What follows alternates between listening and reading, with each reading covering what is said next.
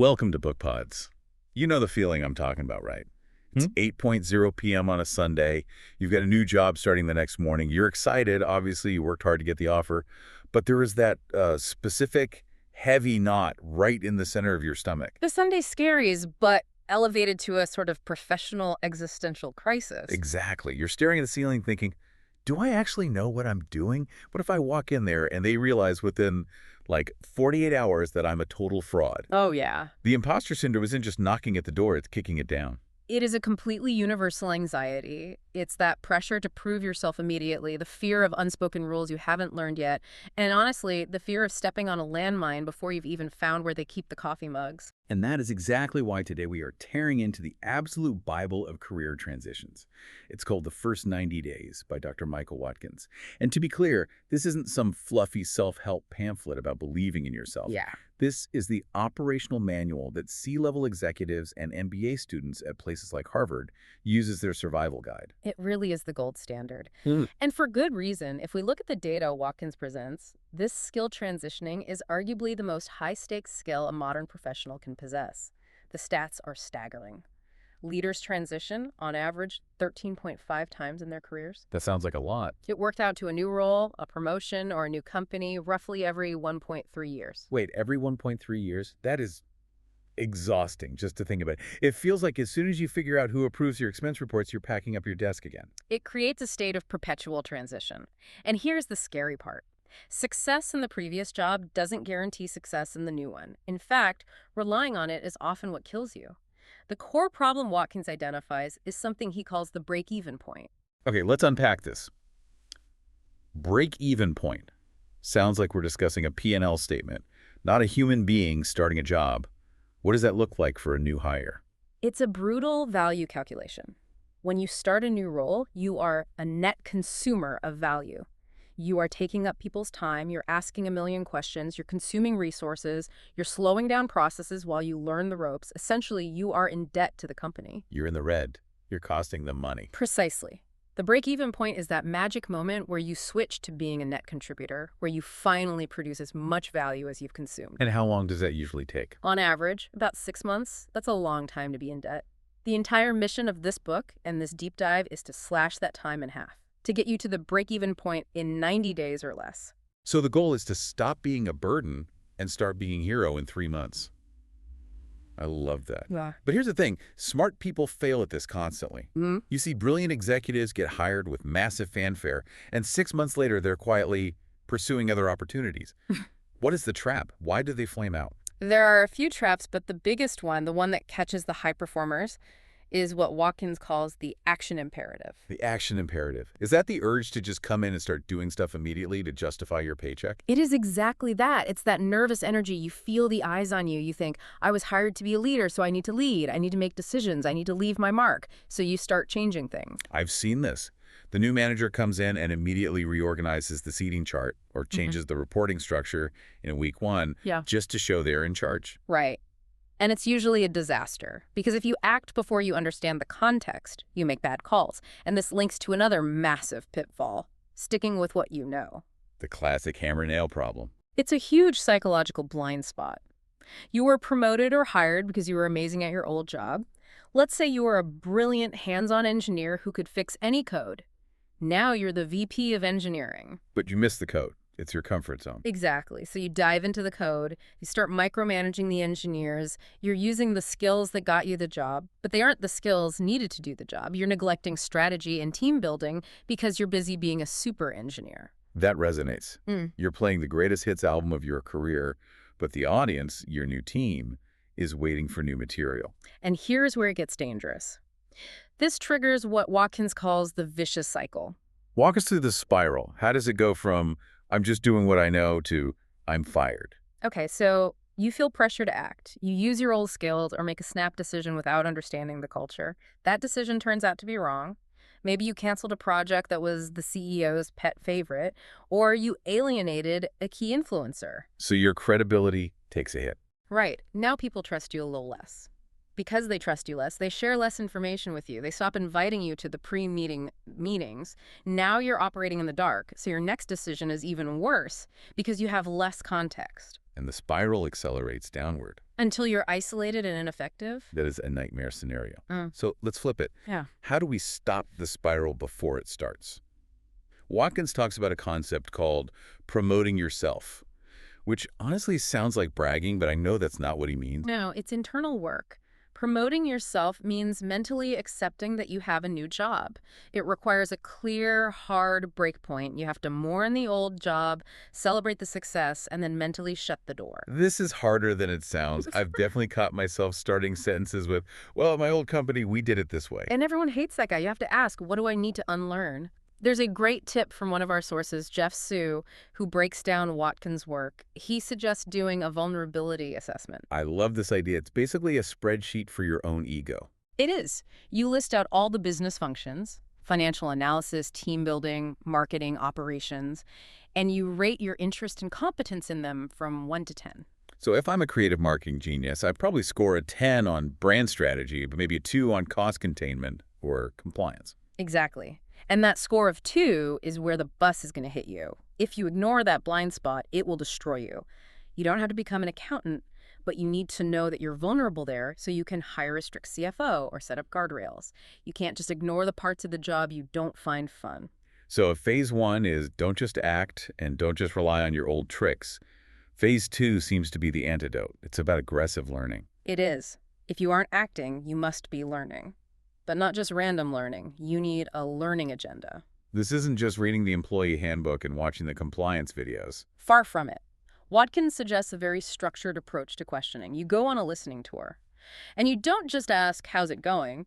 You ask specific questions about the past, present, and future. Give us some examples. What am I asking? About the past. What were the pauses of the past performance? Why did we succeed or fail previously? About the present. What is the vision? Who do we trust around here? And about the future. What are the barriers standing in our way?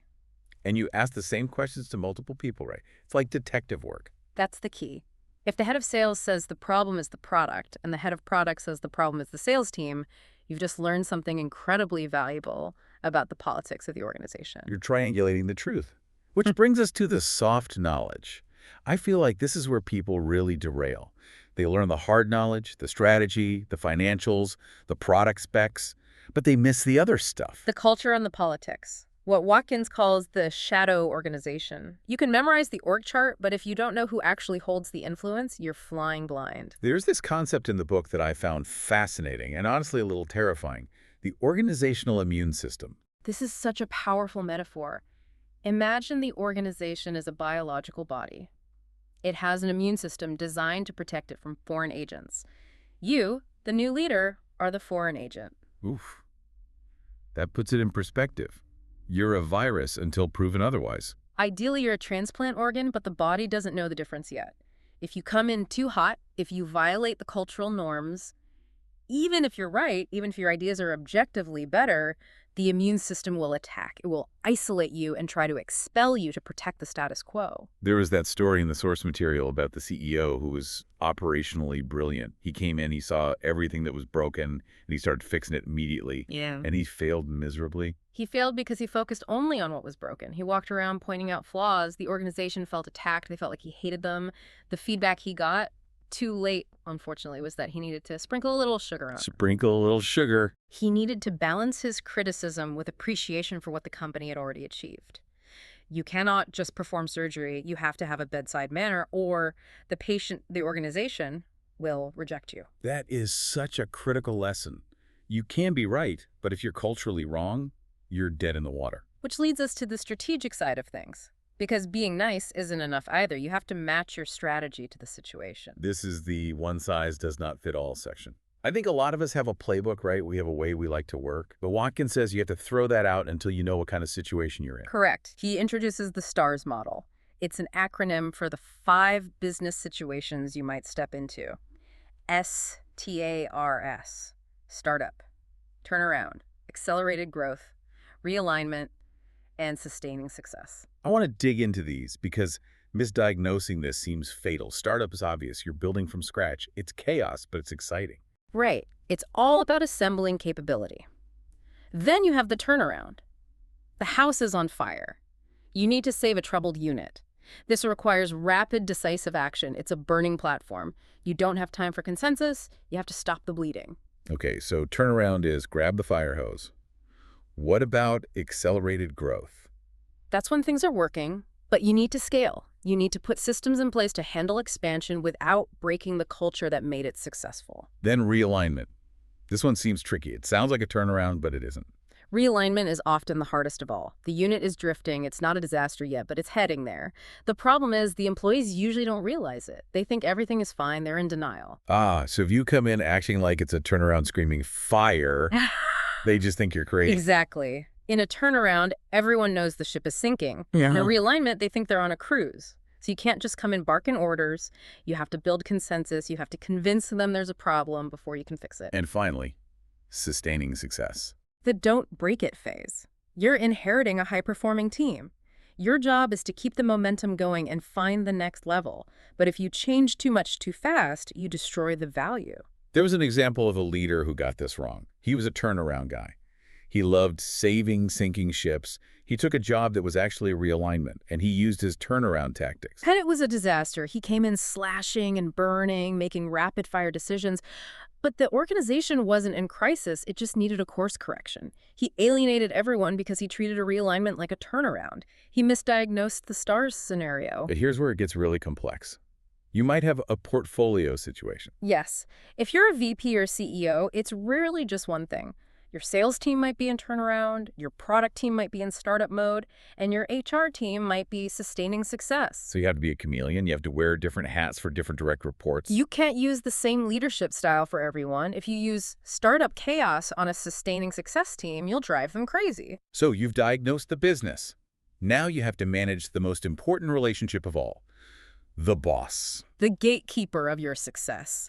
Watkins argues that you shouldn't just take orders, you need to negotiate success. Negotiate success. This sounds aggressive. This isn't about negotiating your salary or your bonus. No, this is about negotiating the terms of your survival. He outlines 5 specific conversations you must have with your new manager. Let's run through them. First, the situational diagnosis. Do we agree on the STARS model? If you think it's the turnaround and your boss thinks it's sustaining success, you are going to get fired. That's a huge disconnect. You're trying to perform surgery, and they think you're there to put on a Band-Aid. Second is expectations. What does success actually look like in the short term? Third is resources. What do I need to get this done? You have to ask for this early while you still have the honeymoon leverage. Fourth is style. This one is often skipped, but it's crucial. How do we communicate? I feel like people learn the style part the hard way. They annoy their boss for 3 months before realizing, oh, she hates voicemails, or he never reads emails longer than 3 sentences. Exactly. Just ask. Do you want the big picture or the gritty details? Text or email? And the 5th conversation is personal development. Where is this leading? But the golden rule underlying all of this is never surprise the boss. Right. Bad news is okay. But surprise bad news is lethal. And don't just bring problems, bring the problem and a plan. This builds trust, which allows you to secure early wins. Let's talk about early wins. Because earlier we said, don't act too fast. Yeah. And now we're saying, get early wins. Is that a contradiction? It's a delicate balance. An early win is not necessarily a long-term goal. It's a calculated move to build credibility and momentum. But, and this is crucial, it must matter to the boss. You might fix the cafeteria menu, and the staff might love you, but if the boss cares about inventory turnover, you haven't scored a win. And it has to be achieved in the right way. Culturally acceptable. If you hit your sales target by bullying the support staff, that is not a win. That's a Pyrrhic victory. You won the battle but lost the war because the immune system is now targeting you. Jeff Sue gives a great example regarding realistic wins. A new salesperson shouldn't expect to hit their full revenue target in month 1. That's usually impossible. Right, you don't even know the product yet. But they can focus on training quarters, mastering the pitch, improving the CRM process. Those are wins that build momentum without setting unrealistic targets. Okay, so we've handled the boss. Now we have to look down the ladder. The team. There is a terrifying metaphor used in the source material for inheriting a team. It's like repairing an airplane in mid-flight. It captures the stress perfectly. You cannot land the plane to fix the engine. The business has to keep running. Customers have to be served while you evaluate the crew. Watkins is pretty firm here. By day 90, you must know who stays and who goes. By day 90, that feels fast. I mean, you're still figuring out where the bathrooms are. It is fast. But if you wait longer, the team becomes your team. If you keep a toxic employee or an underperformer past that window, their failure becomes your failure. You have to assess, are they an A player, a B player, and more importantly, do they fit the stars phase we are in? That goes back to the portfolio concept. Right. You might have a great person who is perfect for sustaining success, steady, reliable, cautious. But if you are in a turnaround or a startup, that person might be terrible. It's not always about competence, it's about fit for the mission. So you're juggling the boss, the strategy, the culture, the team, and meanwhile, you are personally freaking out. We have to talk about the self part of this equation. Transition is a crucible. It is incredibly stressful. The risk of burnout is massive because you feel you have to work 16-hour days to catch up on what everyone else already knows. Watkins emphasizes managing yourself. He says, stabilize the home front. Which basically means don't create chaos at home while you have chaos at work. Exactly. Don't buy a house, have a baby, and start a new job as a CEO all in the same month if you can avoid it. Don't fight battles on too many fronts. And don't do it alone. Right. Build an advice network. You need technical advisors who know the product. You need cultural interpreters, people who have been there 20 years and can tell you where the bodies are buried. And you need political counselors. Isolation is the enemy of a successful transition. So let's zoom out and put this all together. If we summarize the first 90 days, we're looking at a fundamental shift in mindset. We stop trying to prove we're smart immediately. We stop relying on our old tricks. Instead, we learn aggressively. We diagnose the situation as a startup, a turnaround. We align with the boss on expectations. We secure some quick, culturally safe wins. And we assess the team while keeping the plane flying.